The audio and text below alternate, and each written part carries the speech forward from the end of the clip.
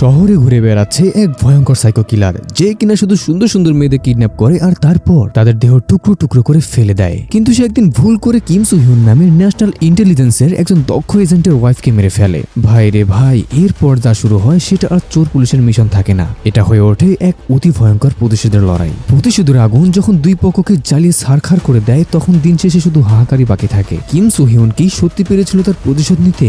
আর কেনই বা এই সাইকো কিলার শুধু মেয়েদেরই এমন জঘন্যভাবে মেরে ফেলে, তা জানতেই দেখতে হবে আজকের movie I saw the devil. তো চলো আর বেশি কথা না বলে একটা লাইক আর একটা সাবস্ক্রাইব করে দিয়ে ভয়ানক এক প্রতিশোধের গল্প দেখে আসি।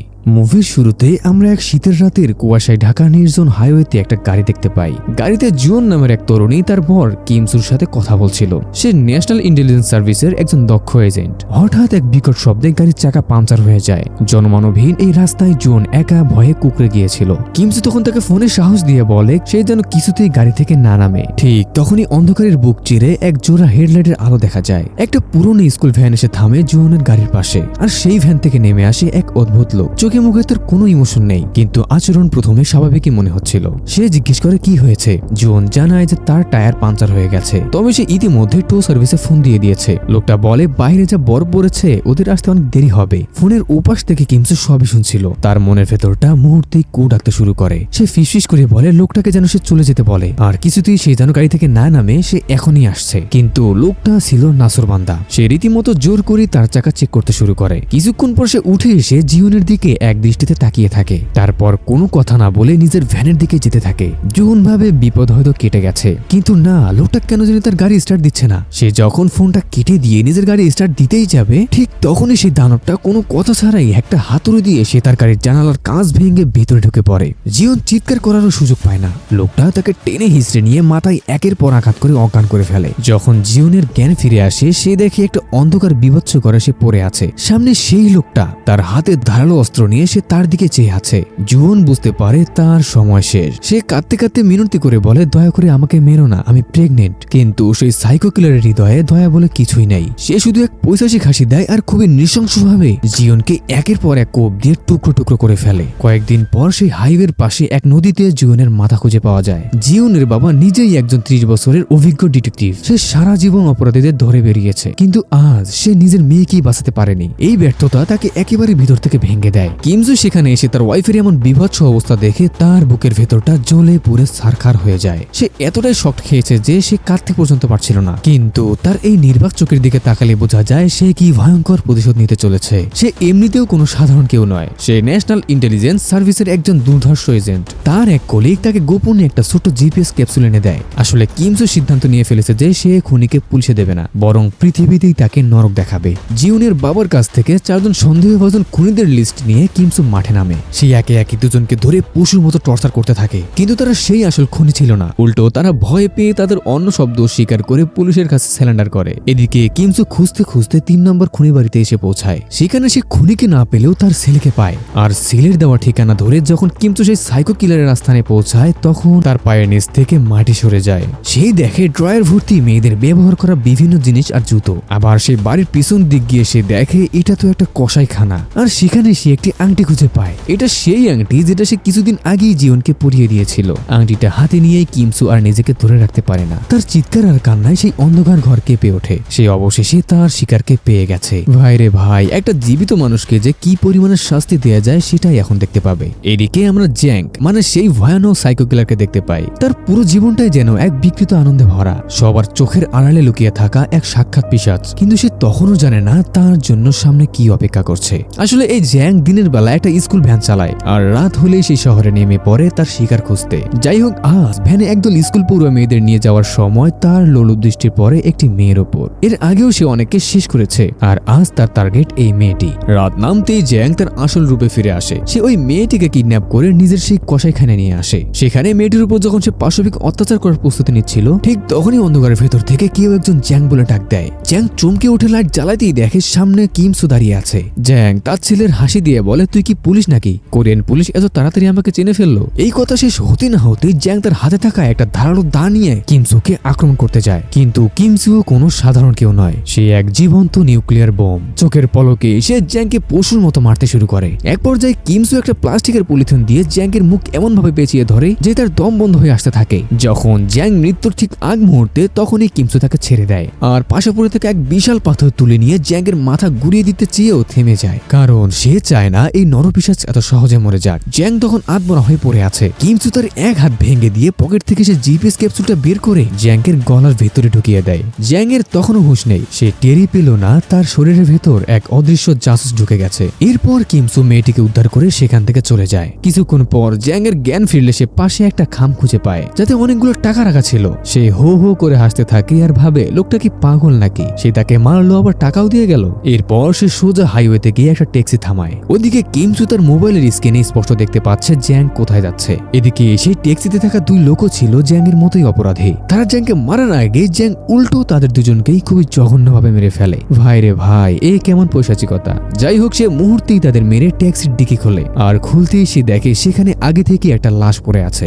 এরপর জ্যাং তাদের লাশগুলো একটা জঙ্গলে ফেলে দিয়ে নিজেকে পরিষ্কার করে নেয় আর সেই ট্যাক্সিটা নিয়ে সেখান থেকে পালিয়ে যায়। তার জখম সরানোর জন্য জ্যাং একটা ক্লিনিকে আসে। সেখানেও এক নার্সকে দেখে তার ভেতরকার পশুটা আবারও জেগে ওঠে। সেই নার্সটাকে একটা রুমে আটকে ভয় দেখাতে শুরু করে। জ্যাং বলে, গত রাতে একটা পাগল এসে আমার মজা নষ্ট করে দিয়েছে, তাই এখন আমি আর কোনো সময় নষ্ট করতে চাচ্ছি না। ঠিক সেই মুহূর্তে আবারও কিমসু জমের মতো সেখানে হাজির হয়। হাতের কাছে থাকা একটা সিলিন্ডার দিয়ে সে জ্যাংয়ের মাথায় আঘাত করে। এরপর শুরু হয় এক বীভৎস টর্চার। নার্স যখন ভয়ে পালাচ্ছিল, কিমসু তাকে থামিয়ে বলে, এর ড্রেসিং করো, কারণ একে এত সহজে মরতে দেয়া যাবে না। এরপর জ্যাংয়ের কানের কাছে গিয়ে ঠান্ডা গলায় বলে, এটা তো কেবলমাত্র শুরু, তোকে এমন জাহান্নাম দেখাবো যেটা এই দুনিয়ার কেউই কখনো দেখেনি। এই বলেই সে জ্যাংয়ের এক পায়ের রগ এমন ভাবে কেটে দেয় যে জ্যাংয়ের চিৎকারে পুরো হাসপাতাল কেঁপে ওঠে। পরদিন দেখা যায় জ্যাং তার ভাঙা হাত আর অকেজো পা নিয়ে গাড়ি থেকে শেষরে শেষরে নামছে। তার একেবারে দিশেহারা অবস্থা। সে যেখানে যাচ্ছে এই পাগল লোকটা তাকে সেখানে খুঁজে পাচ্ছে, কিন্তু এটা কিভাবে সম্ভব? সে তার জুতো গাড়ির সব এক এক করে চেক করতে থাকে, কিন্তু সে কোথাও কোনো কিছু খুঁজে পায় না। তাই সে এবার বাধ্য হয়ে গাড়িটাকে চেঞ্জ করার সিদ্ধান্ত নেয়। সে হাইওয়েতে গিয়ে একটা গাড়ি থামানোর চেষ্টা করে, কিন্তু দুর্ভাগ্যক্রমে সেই গাড়িগুলো আর্মি অফিসারদের ছিল,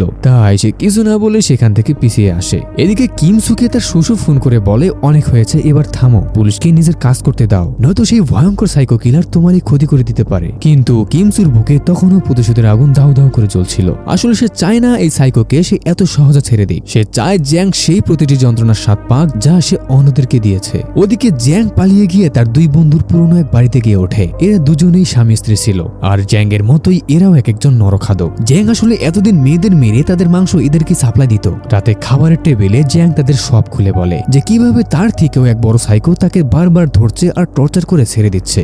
জ্যাং এর বন্ধু তাইজুন সব শুনে ঠান্ডা গলায় বলে, বন্ধু, ও আসলে তোর স্বীকার করছে, তুই এতদিন যাদের মেরে এসেছিস এই লোকটা তাদেরই কেউ একজন হবে। ঘরে একা বসে জ্যাং ভাবতে শুরু করে কে হতে পারে এই লোকটা। হঠাৎ তার মনে পড়ে মারামারির সময় সেই লোকটার হাতে একটা আংটি দেখেছিল। জ্যাং এর মাথায় যেন বিদ্যুৎ খেলে গেল। সে বুঝতে পারে এটা সেই মেয়ের আংটি যাকে সে কয়েকদিন আগে কেটে টুকরো টুকরো করেছিল। জ্যাং অট্ট হাসি দিয়ে বলে সে এখন সব জানে। পরদিন কিমসু ঘূর্ণিঝড়ের মতো সেই আস্তানায় গিয়ে হানা দেয়। তাইজুন তখন একটা মেয়েকে মারতে চাচ্ছিল। সে কিছু বুঝে ওঠার আগেই কিমসু তার উপর জমের মতো ঝাঁপিয়ে পড়ে আর মুহূর্তেই তাকে এক ব্লক নরক দেখিয়ে দেয়। সে তাইজুন আর তার বউকে এমন ভাবে পিটিয়ে হাড়গোড় ঘুরিয়ে দেয় যে তারা সারা জীবনের মতো পঙ্গু হয়ে যায়। জ্যাঙ্গো উল্টো তাকে মারার অনেক চেষ্টা করে, কিন্তু কিমসুকে মারা কি এত সহজ? সে জ্যাংকেও পশুর মতো পিটিয়ে একেবারে আধমারা করে ফেলে। সেই রাতেই পুলিশ এসে সবাইকে গ্রেফতার করে হাসপাতালে নিয়ে যায়। হাসপাতালে কিমসু যখন ড্রেসিং করাচ্ছিল তখন তার সেই বন্ধু দেখা করতে আসে। তাকে ফিসফিস করে বলে, জিপিএস ক্যাপসুলটা তো ভালোই কাজ করছে, ওটা যতক্ষণ ওর পেটে আছে ততক্ষণ ওকে ট্র্যাক করা যাবে, তবে ওর কোষ্ঠকাঠিন্য না হওয়া পর্যন্ত এটা ভেতরেই থাকবে। কিমসু হঠাৎ তাকে থামিয়ে দেয়, কারণ পাশের বেডে জ্যাং অজ্ঞান হয়ে পড়েছিল। আসলে জ্যাং এতক্ষণ জ্ঞান হওয়ার ভান করেছিল। সে অলরেডি তাদের সব কথা শুনে ফেলেছে। সে বুঝে গেছে তার শরীরের ভেতরে সেই ট্র্যাকার লুকানো আছে। এরপর কিমসু আবারও জ্যাংকে এক নির্জন জায়গায় ছেড়ে দেয় যাতে সে আবারও আকাম করার চেষ্টা করে আর কিমসু তাকে আবারও নরকের স্বাদ দিতে পারে। কিন্তু এবার জং জানে কিমসু তাকে শুনতে পাচ্ছে। সে কিমসুকে উদ্দেশ্য করে বলে, আমি জানি তুই আমার কথা শুনতে পাচ্ছিস। আমি আমার জীবনে এমন খেলা জীবনেও খেলিনি, আর তাই তো এই খেলা আমার এখন খুব মজা লাগছে। আর আমি এটাও জানি তুই কার জন্য প্রতিশোধ নিচ্ছিস। তুই যখন সুযোগ পেয়েছিলি তখনই আমাকে মেরে ফেলা উচিত ছিল, আর এখন এটার জন্য সারা জীবন তোকে পস্তাতে হবে। জ্যাং আরো বলে, একটা কথা বলতে তো ভুলেই গেছি, তোর বউকে যখন আমি মারছিলাম তখন সে বলেছিল সে নাকি প্রেগনেন্ট। সে অনেক প্রাণের ভিক্ষা চেয়েছিল, কিন্তু আমি তাকে তাকে ক্ষমা করেনি। এই কথা শুনে কিমসুর মাথা খারাপ হয়ে যায়, কারণ তার বউ যে প্রেগনেন্ট ছিল সে সেটা জানতো না। এদিকে জ্যাং একটা ওষুধের দোকানে ঢুকে পড়ে আর জোলাপির ওষুধ খেয়ে নিজের পেট থেকে সেই ক্যাপসুলটা বের করে ফেলে। এরপর ধূর্ত জ্যাং একজন পুলিশকে মেরে ক্যাপসুলটা তার মুখে ঢুকিয়ে দিয়ে আর তার গাড়ি নিয়ে সেখান থেকে হাওয়া হয়ে যায়। কিমসু যখন ওখানে পৌঁছায় ততক্ষণে অনেক দেরি হয়ে গেছে। সে দেখে জ্যাং সেখানে নেই। কিমসু দিশেহারা হয়ে জ্যাংয়ের সেই বন্ধুর কাছে গিয়ে তাকে মেরে জ্ঞান ফিরায়। সে জানতে চায় জ্যাং এখন কোথায় যেতে পারে। তাইজন ঠাট্টা করে বলে, তুমি জ্যাংকে এখনো চেনো না, তুমি তাকে যে কষ্ট দিয়েছো সে তার দ্বিগুণ ফিরিয়ে দেবে। সে তোমার বউয়ের পরিবারকেও ছাড়বে না। ঠিক তখনই পুলিশ কন্ট্রোল রুম থেকে তাকে জানানো হয় জ্যাং নাকি পুলিশদের জানিয়েছে যে সে তার শেষ কাজটা শেষ করে নিজেই পুলিশের কাছে ধরা দেবে। কিন্তু যখন জ্যাংয়ের লোকেশনটা জানতে পারে তখন তার পায়ের তলা থেকে মাটি সরে যায়। জ্যাং এখন সেদিকেই যাচ্ছে যেদিকে জিওনের পরিবার থাকে। হাসপাতালে শুয়ে থাকা সেই সাইকো তাইজুন আগেই বলে দিয়েছিল জ্যাং যত কষ্ট দেয় তত মজা পায়। যদি সে ভুলেও তার পরিবারের কাছে যায় সে তার খুবই কষ্ট দিয়ে মারবে। তার এই কথাগুলো কিমির মাথায় খুন তুলে দেয়। সে তাইজুনকে হাসতে দেখে তার মুখ একটানে চিরে ফেলে। ভাই রে ভাই। এরপর কিমসু পাগলের মতো গাড়ি ছুটিয়ে তার শ্বশুর বাড়ির দিকে যেতে শুরু করে, কিন্তু ভাগ্য তার সহায় ছিল না। জ্যাং তার আগেই সেখানে এক ডেলিভারি ম্যান সেজে পৌঁছে গেছে। সে জিওনের বৃদ্ধ বাবাকে খুবই জঘন্যভাবে মেরে ফেলে আর জিওনের ছোট বোনকে তুলে নিয়ে গিয়ে তার সর্বনাশ করে মেরে রাস্তায় ফেলে রেখে পালিয়ে যায়। যখন কিমসু সেখানে পৌঁছায় ততক্ষণে অনেক দেরি হয়ে গিয়েছিল। সে গিয়ে দেখে তার বৃদ্ধ শ্বশুরের লাশ পড়ে আছে। তার একঘেয়েমি আর শয়তানকে নিয়ে খেলার নেশা আজ তার অবশিষ্ট সবকিছু কেড়ে নিল। কিমসু বুঝতে পারে সে যদি জ্যাংকে প্রথম দিনে মেরে ফেলতো তবে আজ এই নিষ্পাপ প্রাণগুলো বেঁচে যেত। এদিকে জ্যাং মনে করেছিল পুলিশের হাতে ধরা দিলে কিমসু তাকে আর ছুঁতেও পারবে না। জ্যাং হাসছিল কারণ সে কিমসুকে তিলে তিলে মারার আনন্দ দিয়ে ফেলেছে। এদিকে কিমসু তখন আর মানুষ নেই, তার মাথায় খুন চেপে বসেছে। পুলিশ পৌঁছানোর আগে কিমসু মাঝ রাস্তা থেকে জ্যাংকে ছিনতাই করে তুলে নিয়ে যায়। এরপর তাকে তার সেই পুরনো অন্ধকার কসাইখানা নিয়ে আসে যেখানে জ্যাং জিওন সহ অনেকেই কেটেছিল। জ্যাংকে সেই একই জায়গায় উল্টো করে বেঁধে তার উপর খুবই বাজেভাবে টর্চার শুরু করে দেয়। জ্যাং ব্যথে কুকড়ে গিয়ে বলে, কেন এত কষ্ট দিচ্ছিস? এর চেয়ে আমাকে এখনই মেরে ফেল। কিমসু ঠান্ডায় গলায় বলে, তোর মরণ এত সহজে হবে না জ্যাং। আমি তোকে তখনই মারবো যখন তোর চোখে মুখে মৃত্যু ভয় দেখবো, আর তখনই আমার প্রতিশোধ পূর্ণ হবে। জ্যাং তখন বিদ্রুপের হাসি দিয়ে বলে, ভয় আর ব্যথা আমার রক্তে নেই, তুই তো সবকিছু হারিয়েছিস, এখন শেষ হাসিটা আমি হাসছি। কিমসু আর কোনো কথা না বাড়িয়ে এক ভয়ঙ্কর মরণফাঁদ তৈরি করে। সে জ্যাংয়ের মুখে একটা শক্ত দড়ি গুঁজে দেয় যেটার অন্য প্রান্ত দরজার কবজার সাথে লাগানো, আর জ্যাংয়ের ঠিক মাথার উপরে ঝুলছে এক বিশাল ধূরপালো ব্লেড। এখন যদি কেউ বাইরে থেকে দরজাটা খুলে তখন দড়িটা টান খেয়ে সেই ব্লেড সরাসরি জ্যাংয়ের ধর থেকে মুন্ডু আলাদা করে দেবে। এরপর কিমসু একটা ইয়ারফোন লাগিয়ে বাইরে বেরিয়ে হাঁটতে শুরু করে। ঠিক তখনই সেখানে একটি ট্যাক্সি এসে থামে আর ট্যাক্সি থেকে নেমে আসে জ্যাংয়ের বৃদ্ধ বাবা মা আর তার একমাত্র ছেলে। আসলে কিমসুই তাদের ফোন করে এখানে ডেকে এনেছে। তারা বাইরে থেকে জ্যাংয়ের আওয়াজ শুনতে পেয়ে দরজাটা খুলতে চায়, কিন্তু ভিতরে জ্যাং এই প্রথম আতঙ্কে পাথর হয়ে গেছে। সে চিৎকার করে বলতে চায়, বাবা দরজা খুলো না, কিন্তু তার মুখে সেই মরণ দড়ি থাকায় কথা স্পষ্ট বলতে পারে না। যে জ্যাং অন্যকে তড়পাতে ভালোবাসতো আজ সে নিজেই তার আপনজনদের হাতে মৃত্যুর প্রহর গুনছে। বাইরে থেকে তার বাবা মা দরজাটা জোরে ধাক্কা দিয়ে খুলে ফেলে। ঠিক তখনই উপর থেকে সেই বিশাল ব্লেডটাও নেমে আসে আর জ্যাংয়ের শেষ চিৎকারটা মাঝপথেই থেমে যায়। বাইরে কিমসু হেডফোনে সেই বিভৎস আর কান্নার আওয়াজ শুনে তার প্রতিশোধের আগুন অবশেষে নিভে যায়। সে ওই শয়তানটাকে পরাজিত করেছে, কিন্তু সে লড়াইয়ে সে নিজেও কি মানুষ রইল? কিমসু রাস্তার মাঝখানে দাঁড়িয়ে ডুকরে ডুকরে কাঁদতে থাকে। তার চোখের সামনে আজ শুধুই অন্ধকার।